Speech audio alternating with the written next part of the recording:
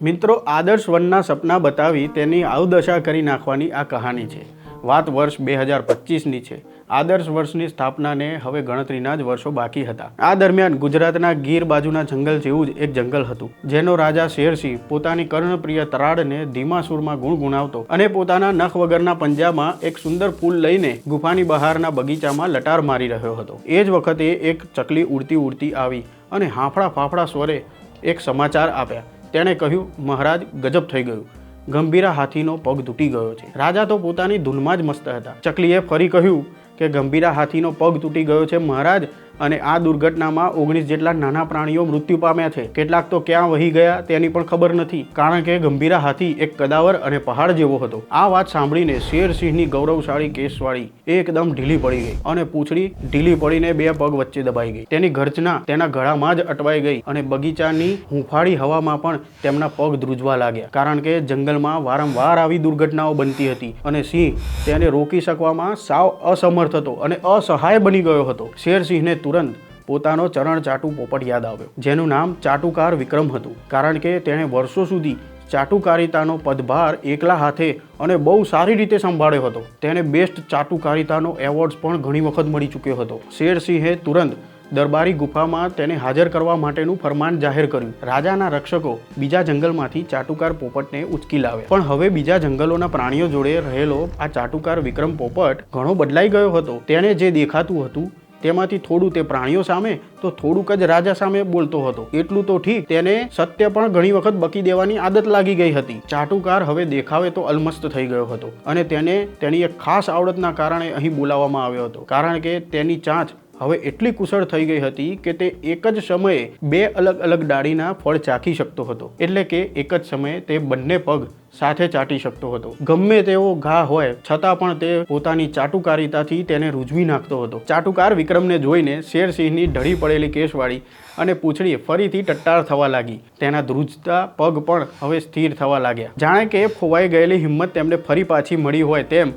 પોપટને તેમણે તુરંત હરખથી ગળે લગાવી દીધો, પણ વિક્રમ તો હજુ પણ મૂંઝવણમાં હતો કે તેને અચાનક આવી રીતે ઉઠાવી કેમ લેવામાં આવ્યો છે। ચાટુકારે તેને ઉચકીને લાવવા પાછળનું કારણ પૂછ્યું। શેરસિંહે કહ્યું, વિક્રમ, મને જણાવો કે આ ગંભીરાની ઘટના કેમ બની? મારો એક રીચ મંત્રી તો કહેતો હતો કે ગંભીરા હાથીના ખાનપાનનું તો ખૂબ ધ્યાન રખાય છે, તેને કરોડોના તાજા ફળો અને પાંદડાઓ ખોરાકમાં આપવામાં આવતા હતા, તો પછી તેનો પગ તૂટ્યો કેમ? ચાટુકાર વિક્રમે સામો સવાલ કર્યો। મહારાજ, તમારા મંત્રીઓ અને સેનાપતિ તેનું ધ્યાન તો રાખતા હશે ને? શેરસિંહની આંખોમાં તો ચમક આવી ગઈ। તેમણે કહ્યું, હા, આપણે કરોડોના ફળો અને પાંદડાઓનો જથ્થો ગંભીરાને સચાવવા પાછળ ખર્ચી ચૂક્યા છીએ અને હજુ કરોડો ખર્ચવાનો વિચાર પણ હતો। વિક્રમથી અચાનક બોલાઈ ગયું, પણ મહારાજ, એ કરોડો રૂપિયા કઈ તમારા પૂર્વજોના ઝાડ ઉપરથી તો આવ્યા નહોતા ને? રાજાના ચરણ ચાટતા ચાટતા ભૂલથી ચાટુકાર વિક્રમે શેરસિંહની કેશવાળીના વાળ ખેંચી લીધા હતા અને બીજી ક્ષણે એક જોરદાર પંજો ચાટુકારના ગાલ પર પડી ગયો। ચાટુકાર વિક્રમને સમજાઈ ગયું કે રાજાની કેશવાળી હવે ગુસ્સામાં પૂરેપૂરી ફૂલી ગઈ છે અને પૂંછડી પણ ટટ્ટાર થઈ ગઈ છે અને તેમની આંખોમાં જાણે શિકાર કરતા પહેલા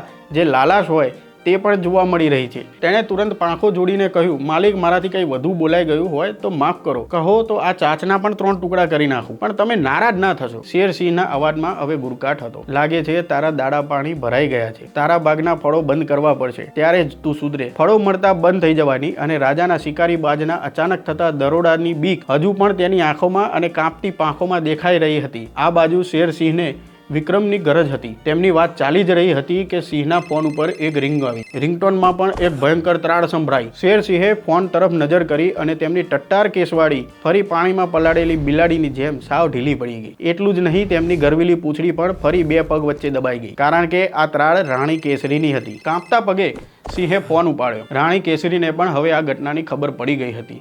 તેમણે શેરસિંહને બરાબરનો ખખડાવી નાખ્યો। અહીં દરબારી ગુફામાં હાજર બીજા દરબારીઓ અને ચાટુકાર વિક્રમ પણ સમજી ગયા, કારણ કે રાજાની દબાયેલી પૂંછડીમાંથી આવતી ગંધ હવે આખી ગુફામાં ફેલાઈ ગઈ હતી। જી જી જી એવું કરીને શેરસિંહે વાત પૂરી કરી અને જાણે અચાનક હવા મળી હોય તેમ શેરસિંહે ઊંડો શ્વાસ લીધો અને બે મોટા ખાબોચિયામાં પડેલું પાણી પણ ગટગટાવી ગયો। તુરંત તેણે પોતાની ચકલી કાબર સેનાને એટલે કે IT સેલને કામે લાગવાનો ઈશારો કરી દીધો। બીજી બાજુ એકદમ સુઘડ ભાષામાં સિંહે રાણીના માન સન્માન સાથેની એક એક્સપોસ્ટ કોતરી નાખી. બીજા પ્રાણીઓ વચ્ચે સંવેદના પણ તેમાં વ્યક્ત કરી દીધી. બીજા દરબારી પ્રાણીઓએ પણ પોતાના રાજાની જેમ જ કર્યું. તેમણે પણ એક એક્સપોસ્ટ ઠોકી દીધી. હવે ફરી એક દરબારીને શેરસિંહે પૂછ્યું, ચાટુકાર વિક્રમે બીજા પ્રાણીઓ સામે શું બોલવું અને આપણે વિક્રમને કેટલી વિગતો આપવાની છે તેનું જરા આયોજન કરી લઈએ. વિક્રમના મોઢા પર જ આ વાત થતાં તે સમજી ગયો અને ચૂપચાપ ગુફાની બહાર નીકળી દૂર એક ડાળી પર જઈને બેસી ગયો. ગુફાની અંદર અન્ય મંત્રીઓ હતા, અધિકારીઓ હતા. મંત્રી રીછ, મંત્રી વરુ,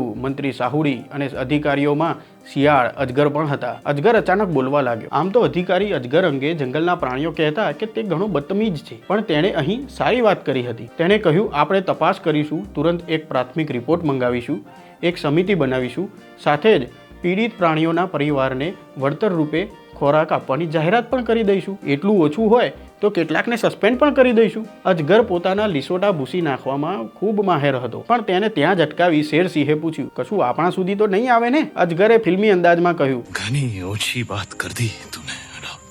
તેરા સર ધડ સે અલગ હોતા ઇસ વખત.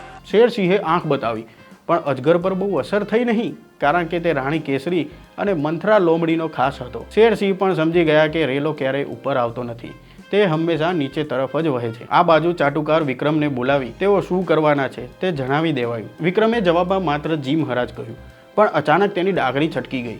તેણે એક સવાલ કરી નાખ્યો, અગાઉ જ્યારે મોરબી નામના સુંદર મોરનો હાથ કપાયો હતો ત્યારે તમે એક માર્ગદર્શિકા બનાવી હતી. તે પ્રમાણે મે મહિનામાં દર વર્ષે એટલે કે ચોમાસા પહેલા અને ઓક્ટોબર મહિનામાં એમ વર્ષમાં 2 વાર જંગલના નાના મોટા તમામ પ્રાણીઓની તબિયતની ચકાસણી કરવામાં આવશે અને તેમાં કોઈ ખામી જણાશે તો દરબારમાં તેનો રિપોર્ટ પણ આપવાનો રહેશે. તેનું શું થયું? દરબારીઓ અને શેરસિંહ તેને જ ટાંકી રહ્યા અને તેમને લાગ્યું કે આ ચાટુકાર પોતાના વિષયથી ભટકી રહ્યો છે. પણ તમને તો ખબર છે કે વિક્રમને કેટલીક વાર સાચું બોલવાની આદત હતી. તેણે વાત ચાલુ રાખી, આપણા જંગલમાં 1500થી વધુ મોટા કદના, 5400થી વધુ નાના કદના અને લાખો જમીનની નીચેથી જતા જીવો છે. તમે તેમાંથી કેટલાની તપાસ કરી? એક વરુ મંત્રી ઊભો થયો, કારણ કે આ સવાલનો રેલો તેના સુધી આવતો હતો. તરત જ બીજા રીછ મંત્રીએ તેનું બાવડું પકડ્યું અને ખુરશીમાં પાછો બેસાડી દીધો અને કાનમાં કહ્યું, શાંતિ રાખ, હમણાં નહીં. આ બાજુ વિક્રમને જવાબ મળ્યો નહીં તો તેણે પોતાના ફોનમાં ડેટા તપાસ્યો. ડેટામાં તેને જાણવા મળ્યું કે અગાઉ આ જ મંત્રીઓએ જંગલના મુખ્ય ન્યાયાધીશ, જે એક વૃદ્ધ ગુવડ છે,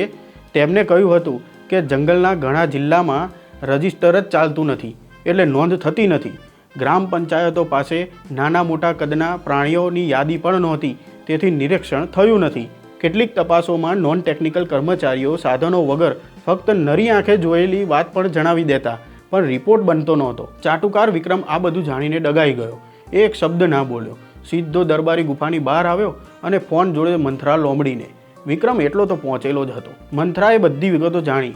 હવે શેરસિંહના દરબારનું આવી બનવાનું હતું. આ બાજુ શેરસિંહના રાજથી નારાજ રાણી કેસરીને મળવા તેમની ખાસમ ખાસ મંથરા લોમડી આવી. મંથરાને રાજપાટ હાથમાંથી સરકી ના જાય તેની ખૂબ ચિંતા રહેતી હતી. તેણે કહ્યું, આ ઘટનાને લઈને કંઈક કરવું પડશે. વારંવાર આવી ઘટનાઓ આપણી છબી બગાડી જશે. મંથરાએ જ્યારે રાણી કેસરીની આંખમાં જોયું તો તેને ખબર પડી કે રાણી પણ આ જ મૂંઝવણમાં છે અને તેમને આ જ બાબતમાં સવાલ કરવા માંગતી હતી.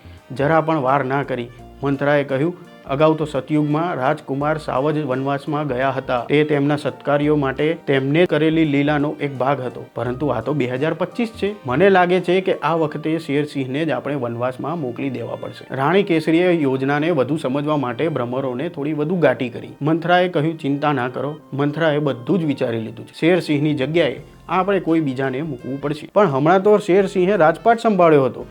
રાણીએ તુરંત પૂછી લીધું. મંથરાએ કહ્યું, હું જાણું છું, પણ કોઈનું લાંબુ ટકવું આપણા માટે સારું નથી અને અગાઉના અનુભવોથી કંઈક તો શીખવું પડશે ને. રાણી કેસરીએ જાણતા હોવા છતાં પણ પૂછ્યું, પણ હવે જંગલમાં કાયદો છે, વનસભાની ચૂંટણીઓ થાય છે, આગામી વનસભામાં આવી કોઈ ઘટનાઓની અસર તો નહીં પડી જાય ને? મંથરાએ જવાબમાં માત્ર એક લુચ્ચું સ્મિત આપ્યું. આ વાત પાછી ઉડતી ઉડતી વિક્રમ પોપટના કાન સુધી પહોંચી ગઈ. તેણે બ્રેકિંગ ન્યૂઝની લાઈવમાં ઝાડની ટોચ ઉપર બેસીને જાહેરાત કરી નાખી કે શેરસિંહ જાય છે, શેરસિંહ જાય છે. બસ વાતનું વતેસર થઈ ગયું. વિક્રમ ભલે લાડકો હતો પણ સગો તો નહોતો. તેને વનરાજ દ્રોહના આરોપમાં પાંજરામાં પૂરી દેવામાં આવે. આખો માહોલ જોઈ રહેલો એક નાગરિક વાંદરો બોલ્યો, શા માટે આટલો મોટો બખેડો કરો છો? અમે તો રીલ્સ જોતા જોતા થોડીક જ વારમાં આ ઘટનાને ભૂલી જઈશું. તમારે ક્યાં ચિંતા કરવાની છે? ખોટો બિચારા પોપટને બીજા જંગલમાંથી ઉચકીને લાવ્યા અને જેલમાં પૂરી દીધો.